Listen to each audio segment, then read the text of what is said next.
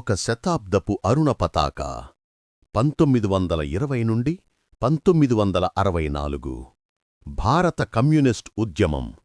ఇది ఒక శతాబ్దానికి పైగా సాగిన రాజకీయ, సామాజిక, సాంస్కృతిక ప్రయాణం. సామ్రాజ్యవాదానికి, సామాజిక అన్యాయానికి మరియు ఆర్థిక అసమానతకు వ్యతిరేకంగా జరిగిన ప్రజా పోరాటానికి ఇది ప్రతీక. 1920లో రష్యాలో జరిగిన అక్టోబర్ విప్లవం భారత యువతలో కొత్త ఆలోచనలను రేపింది. అది ఒక ఆశ యొక్క కిరణం.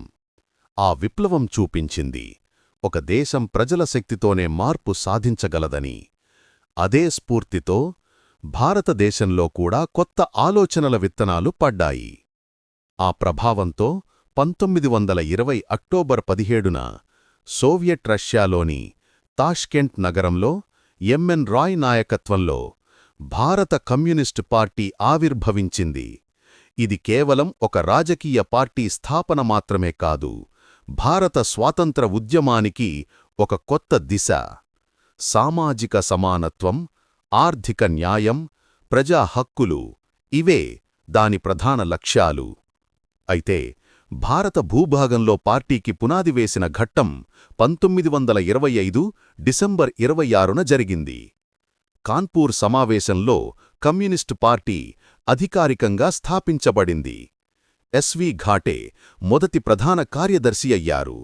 ఇదే భారత కమ్యూనిస్టు ఉద్యమానికి దేశీయ పునాదిగా నిలిచింది. ఈ కాలం కమ్యూనిస్టుల కోసం చాలా కష్టమైనది. బ్రిటిష్ ప్రభుత్వం వారిని దేశద్రోహులుగా పరిగణించింది. పెషావర్, కాన్పూర్, మీరట్ కుట్రకేసుల ద్వారా వారిని జైలులో పెట్టింది. కాని ఈ కేసులు కమ్యూనిస్ట్ ఆలోచనలను అణగదీయలేకపోయాయి. అద్వారా ప్రజల చెవిలో కమ్యూనిజం అనే పదం మొదటిసారి వినిపించింది. మీరట్ కుట్రకేసులో నిందితులు కోర్టును ఒక వేదికగా మార్చుకున్నారు. తమ సిద్ధాంతాలను, తమ కలలను ప్రజలకు తెలియజేశారు. ఈ విచారణలు ఉద్యమానికి కొత్త ఉత్సాహాన్నిచ్చాయి. 1930లో ప్రపంచం ఆర్థిక మాంద్యంలో కూరుకుపోయింది. పూజివాద వ్యవస్థ కూలిపోతోందని స్పష్టమైంది. ఆ సమయంలో కమ్యూనిస్టులు కార్మికులు, రైతుల హక్కుల కోసం మరింత బలంగా పోరాడారు. వారు కార్మిక సంఘాలను ఏర్పాటు చేశారు, రైతు ఉద్యమాలను నడిపారు. భూమి రైతుకే అనే నినాదం ఆ కాలంలో భారత గ్రామాలకి కొత్త ఆశనిచ్చింది. స్వాతంత్ర ఉద్యమంలో కమ్యూనిస్టుల పాత్ర ప్రత్యేకం. వారు పూర్తి స్వరాజ్ పిలుపునిచ్చిన తొలి వర్గం. కాని రెండవ ప్రపంచ యుద్ధం సమయానికి పరిస్థితి క్లిష్టమయింది. సోవియట్ యూనియన్పై నాజీ దాడి జరగడంతో కమ్యూనిస్టులు యుద్ధాన్ని ప్రజాయుద్ధంగా పరిగణించారు. ఈ కారణంగా 1942లో మహాత్మాగాంధీ పిలుపునిచ్చిన క్విట్ ఇండియా ఉద్యమానికి వారు మద్దతు ఇవ్వలేదు. ఇది రాజకీయంగా వారికి నష్టమే అయినా, వారి దృష్టిలో ఇది ఫ్యాసిస్ట్ వ్యతిరేక పోరాటానికి మద్దతుగా ఒక సైద్ధాంతిక నిర్ణయం. యుద్ధానంతరం 1945-46లో ఉద్యమం మళ్లీ బలం పడింది. తెలంగాణలో జరిగిన రైతు పోరాటం కమ్యూనిస్టు ఉద్యమ చరిత్రలో ఒక అద్భుతమైన ఘట్టం. రైతులు భూమి కోసం, స్వేచ్ఛ కోసం, జీవన గౌరవం కోసం పోరాడారు. ఆ పోరాట నేపథ్యంలో వేలాది మంది తమ ప్రాణాలు అర్పించారు. కాని అది ప్రజాస్వామ్య భారతదేశంలో భూసంస్కరణల చర్చకు దారితీసింది. స్వాతంత్రం వచ్చిన తర్వాత కమ్యూనిస్టు పార్టీకి కొత్త సవాళ్లు ఎదురయ్యాయి. ఇక శత్రువు విదేశీ పాలకుడు కాదు, దేశీయ పాలక వ్యవస్థే కొత్త సామాజిక అసమానతకు మూలమయ్యింది. ప్రశ్న ఏమిటంటే, ఇప్పుడు పోరాటం ఎలా సాగాలి? కొందరు విప్లవ మార్గం అవసరమని అన్నారు. మరికొందరు ప్రజాస్వామ్య మార్గం ద్వారానే మార్పు సాధ్యమని నమ్మారు. ఈ విభేదాలు 1964లో పార్టీ విభజనకు దారితీశాయి.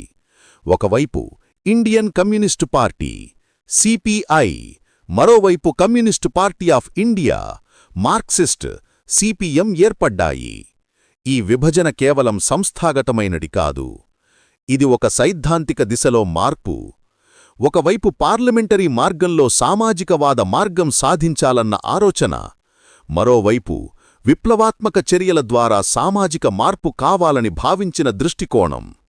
ఇలా 1920 నుండి 1964 వరకు భారత కమ్యూనిస్టు ఉద్యమం త్యాగం, సాహసం, విభేదాలు, స్ఫూర్తితో నిండిన ప్రయాణం సాగించింది.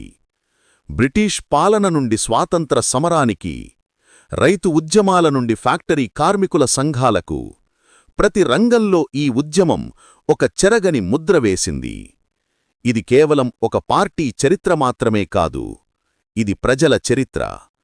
సమానత్వం కోసం, హక్కుల కోసం, గౌరవం కోసం ఒక శతాబ్దం పాటు సాగిన ప్రజా పోరాటం. భారత కమ్యూనిస్టు ఉద్యమం ఇప్పటికీ మన సమాజానికి ఒక ప్రశ్న అడుగుతోంది: సమానత్వం సాధించామా? అది ఇంకా సమాధానం కోరుతోంది.